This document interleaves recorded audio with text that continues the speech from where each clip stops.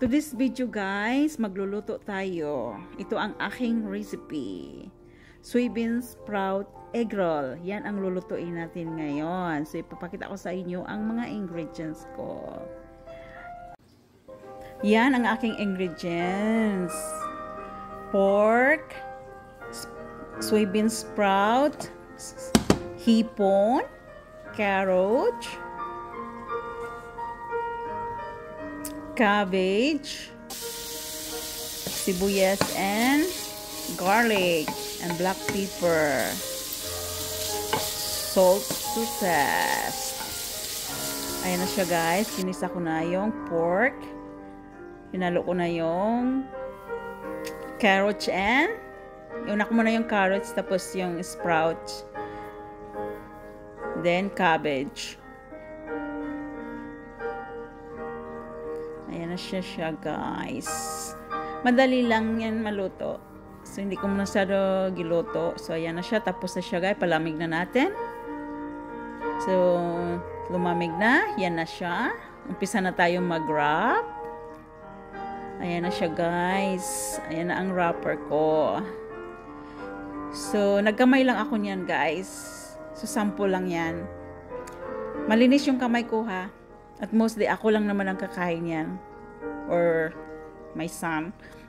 Ayan na siya, guys. Mag-wrap na tayo. Ayan. Ganun lang karami nilagay ko. Ayan. Patapos na mag-wrap. Sample lang yan siya, guys. So, tapos na tayo mag-wrap. Ayan na siya lahat. Ayan na siya lahat. I think mga 15 pieces lang yan. Ayan na, mantika natin. Magluluto tayo ng sample. 3 piraso lang lulutuin natin sa akin, sa hubby ko at saka sa anak ko. Ayan na siya guys.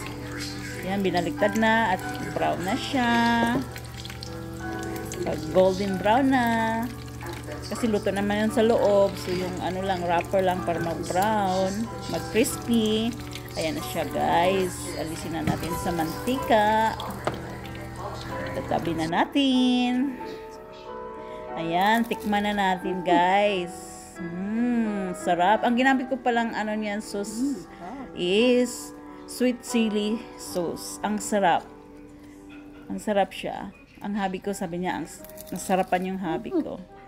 Ayan na siya guys. Ang sarap-sarap. Thank you for watching. Mama, love you.